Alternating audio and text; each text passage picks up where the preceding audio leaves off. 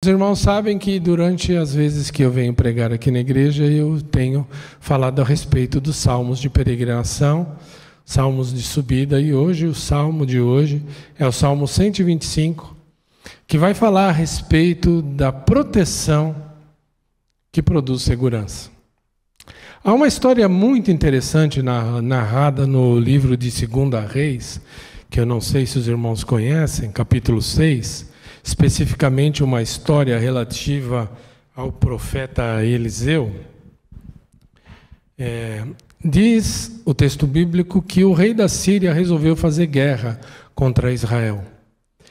E então ele fez as suas estratégias, preparou tudo, só que Deus revelou de antemão quais eram os planos do rei da Síria. E Eliseu, o profeta, foi e avisou o rei das coisas que Deus revelou milagrosamente a Eliseu. Eliseu foi lá e contou para o rei de Israel que a Síria estava planejando um ataque e seria assim e assado.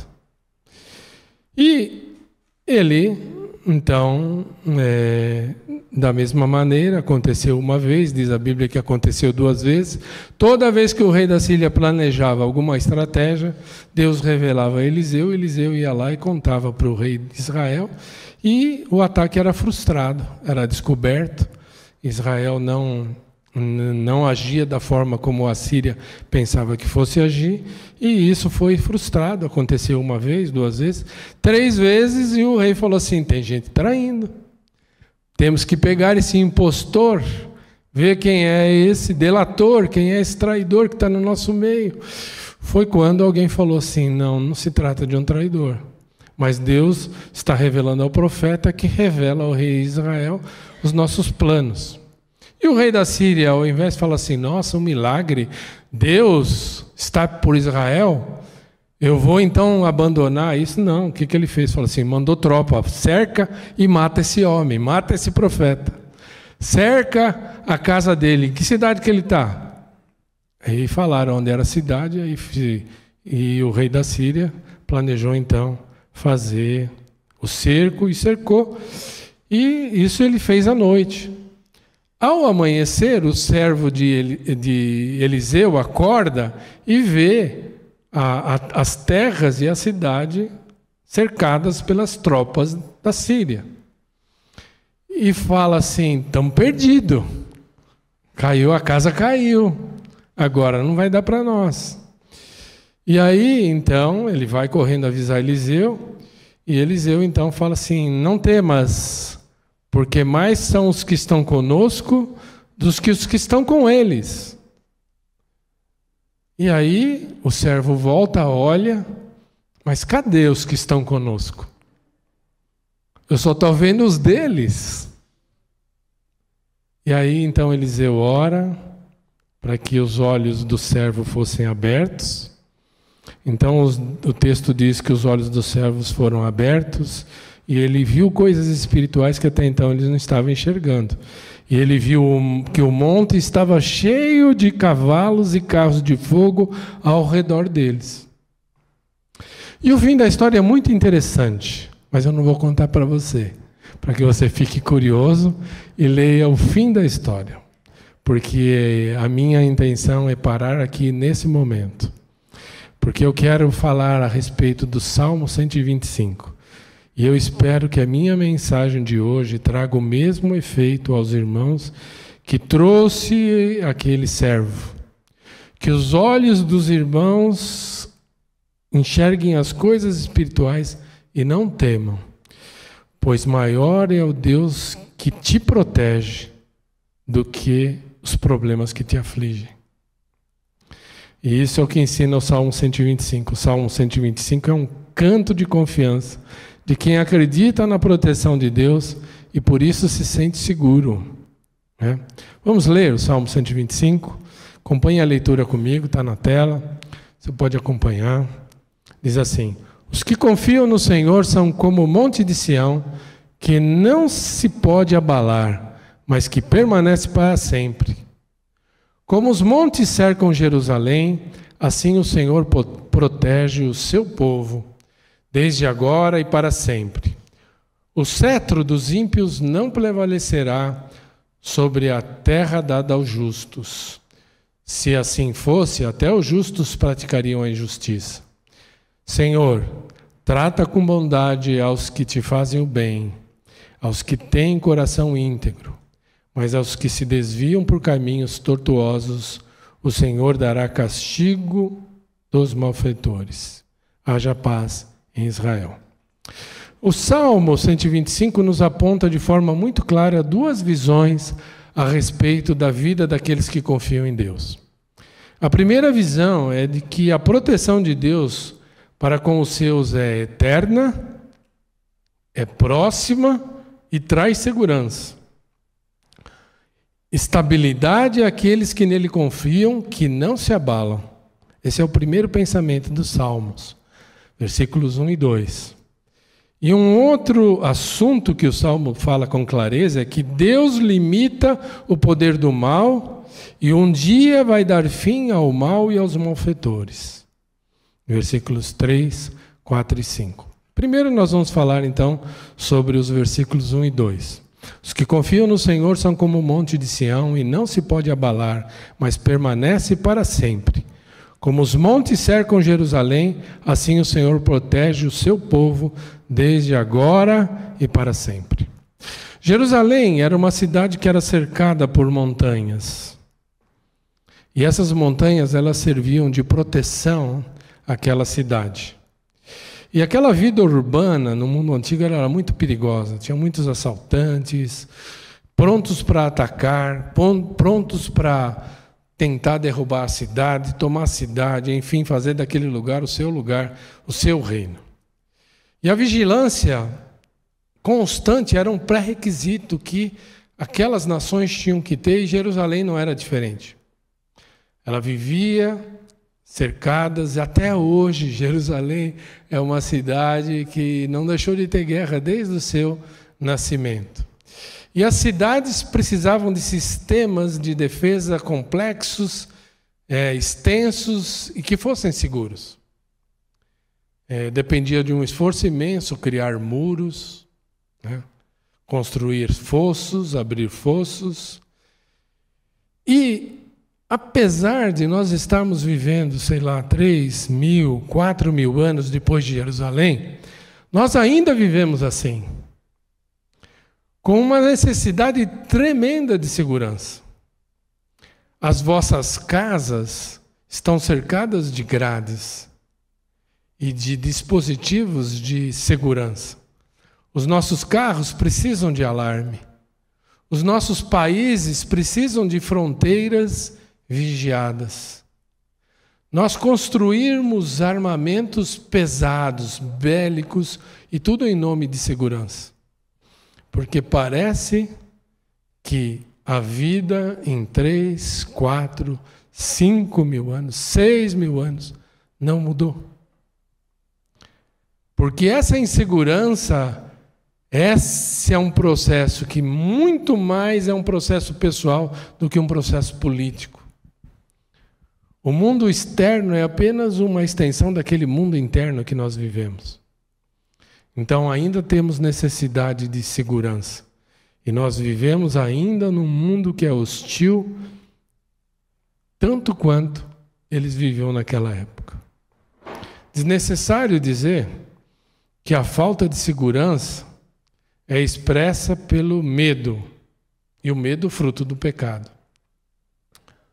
O que foi que Deus respondeu quando Deus perguntou para Adão: onde estás?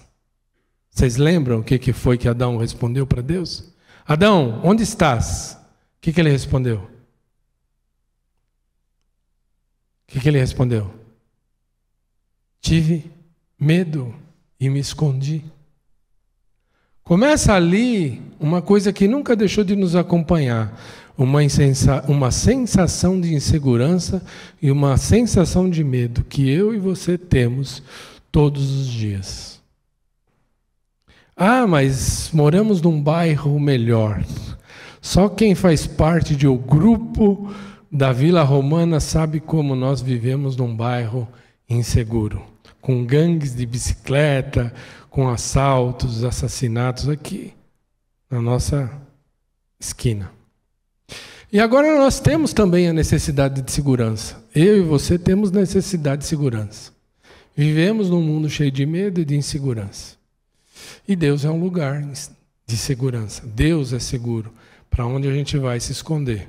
Prontos a nos ajudar quando precisamos dele.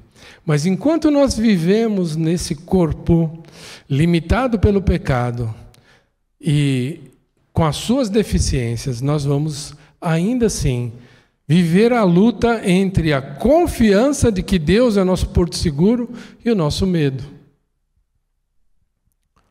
O medo, da maneira como nós vivemos hoje, ele não é totalmente ruim. Se você vivesse completamente sem medo, você se colocaria de muitas formas em perigo. E o medo, ele, de alguma forma, ele te preserva. Você pensa assim, eu preciso procurar um médico porque eu posso ficar doente. Eu preciso tomar cuidado quando eu mexo com fogo, porque você tem medo de se queimar. Então, o medo, ele é também alguma coisa que nos protege. Mas se nós dependermos do nosso medo, pensando que isso será a nossa fonte de proteção, nós vamos deixar de viver. Nós vamos viver trancafiado com medo de tudo. E o medo é um dos maiores pecados que o ser humano pode ser. Cantar o Salmo 125 é um modo dos cristãos desenvolverem a confiança e banir a insegurança, enfrentando honestamente as inseguranças típicas que nos assolam e nos colocam no nosso devido lugar. Nós não estamos sozinhos. Deus está ao nosso redor. O exemplo que o Salmo usa é assim como os montes cercam Jerusalém. Enxerga Israel, enxerga judeu. Assim como a cidade que você ama, ela é cercada de montes. Deus cerca a sua vida e cuida de você. Ele te protege. Faz a sua parte, mas tenha segurança de que você está cercado pelos montes. Tenha certeza que assim como os montes cercam Jerusalém, Deus cerca você de agora e para sempre. E dessa forma, a proteção de Deus para com os seus é eterna. Desde agora e para sempre, Deus vai proteger você durante toda a sua vida. Desde o momento que você nasceu. Desde o momento em que nasceu a Lorena, Ele está cuidando dela e protegendo ela pela bênção de fazer parte do povo de Deus. Deus protege o senhor Samuel desde o momento que ele nasceu. E deve ter quase a minha idade. E Deus tem nos protegido. Deus protege a Elisete e cuida dela dia a dia. Dessa forma, a proteção de Deus, ela é inabalável. Como o monte de Sião, a proteção de Deus nos torna inabalável. Mas quem de vocês aqui é honesto o suficiente para dizer, eu confio em Deus e a minha fé é inabalável? Quantas vezes a nossa fé é abalada? Quantas vezes nós nos olhamos nas nossas impossibilidades ou nas circunstâncias que nos cercam e pensamos assim,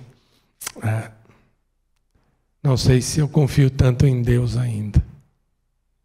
Mas a nossa confiança é inabalável, a nossa fé é inabalável. E eu tenho certeza que aqueles que são mais velhos vão poder testemunhar que estão aqui e passaram por muitas dificuldades. Mas o Senhor os trouxe até aqui. E se está até aqui, Irvana, Natanael, eu, o Alcindo, Marlete, Samuel, Pastor Silas, todos nós que já temos uma caminhada de anos e anos, estamos aqui ainda para louvar ao Senhor, apesar de todas as dificuldades que passamos.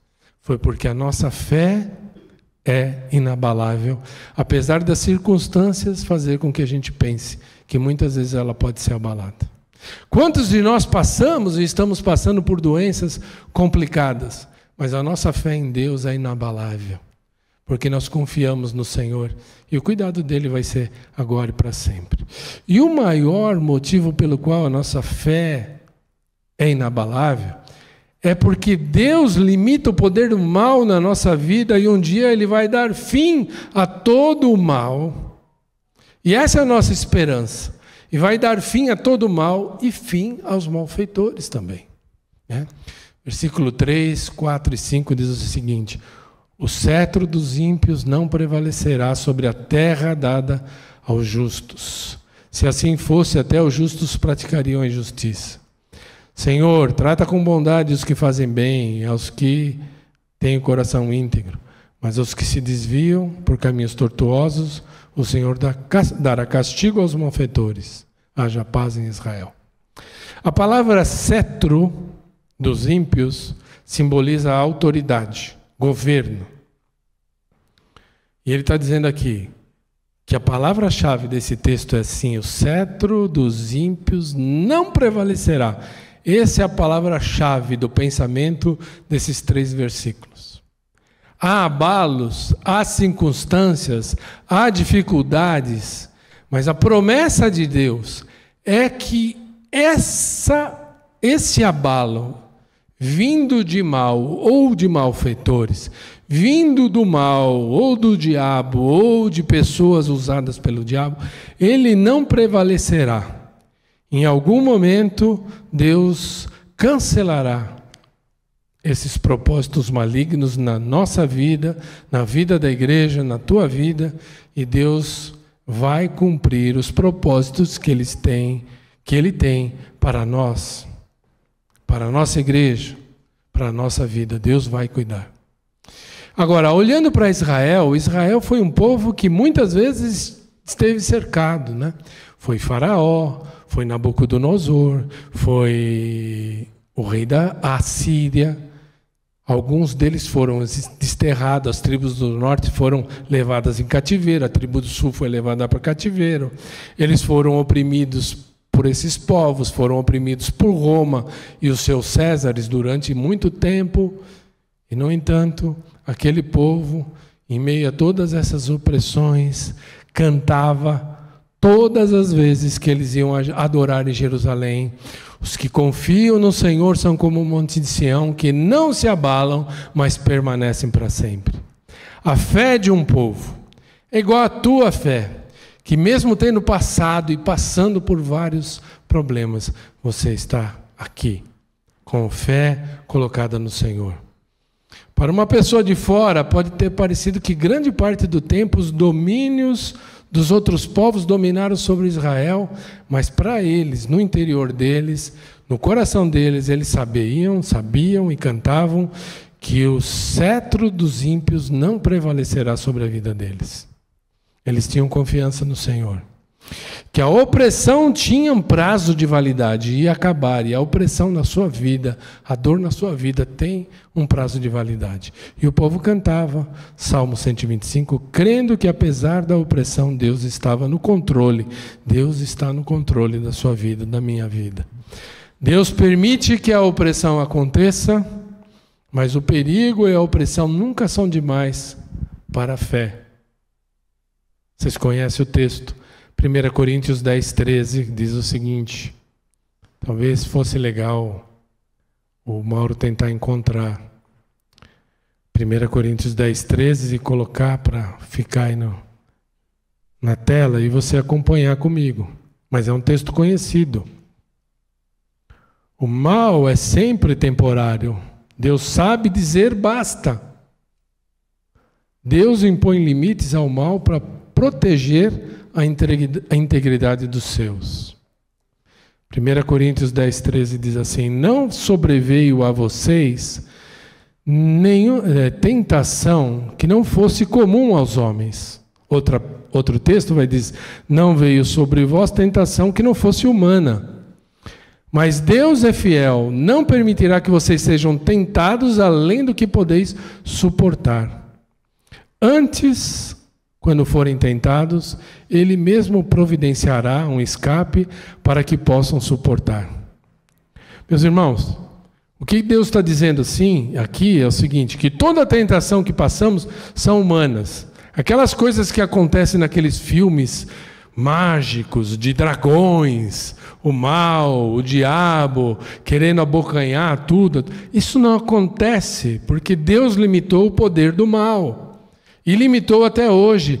As tentações que você passa são humanas. O mal são humanos. O mal é causado na sua vida pelo diabo sussurrando no seu ouvido e você dando brecha. O mal é causado na sua vida pelo diabo sussurrando na vida do outro para que ele haja o mal na sua vida.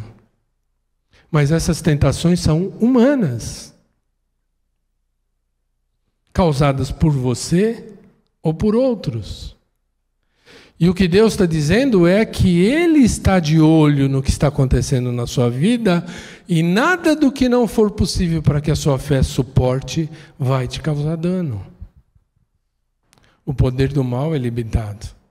Somos tentados, mas Deus mesmo nos dá a possibilidade de não cair nessa tentação. Sabe por quê? Porque Deus sabe o limite da sua vida e o limite da minha vida. Então, meu irmão, se você se sente desanimado ao ver a injustiça prevalecer, lembre-se, Deus está no controle. Ele não vai permitir que os ímpios dominem para sempre. Persevere no caminho da retidão, sabendo que Deus vai honrar sua fidelidade. Deus vai honrar a sua fidelidade. Persevere no caminho da retidão, sabendo que Deus vai honrar a sua fidelidade. A confiança no Senhor não nos isenta da opressão dos inimigos, mas nos garante estabilidade e confiança, justiça e paz. Deus está ao seu redor. Aquele texto bíblico que está aberto na mesa de muita gente, Salmo 91. Salvo engano, estou achando que é esse, hein? Podem me corrigir, né? O anjo do Senhor habita ao redor daqueles que nele confiam. É isso? Salmo 91, é? Ou errei? Deu branco, às vezes dá, é velhice. Os que habitam no esconderijo do Altíssimo, à sombra do Senhor, onipotente, descansará. E qual que é o texto desse que eu falei? O anjo do Senhor acampa ao redor dos que o temem. Alguém lembra? Nem eu, nem ninguém? Está na Bíblia, tá bom? O Senhor está à sua volta, à sua direita, cuidando da sua vida. Deus constantemente. Aí achou, tá vendo? Aquele que habita no esconderijo do Altíssimo, a sombra do Senhor descansará. A sombra do Todo-Poderoso. Obrigado, Mauro. Essa é a confiança que nós podemos ter. A nossa vida não é isenta de opressões. A nossa vida não é isenta de inimigos. Às vezes, inimigos gratuitos. Você pensa assim, poxa, querendo fazer o bem, querendo ajudar. Essa pessoa vem com essas pedras, né? Querendo ajudar a pessoa, e aí eu só recebo apenas coisas contrárias, o mal. Mas, irmão, confie. Enquanto nós estivermos na nossa vida, vivendo como seres humanos, a mortalidade da carne, enquanto nós estivermos vivendo o pecado no nosso corpo mortal, como disse Paulo, muitas vezes, a coisa certa que a gente gosta de fazer, a gente não faz. E assim também os outros que estão conosco. Enquanto isso, nós vamos vivendo, confiando de que um dia Deus dará cabo a todas essas coisas. Quando Ele voltar.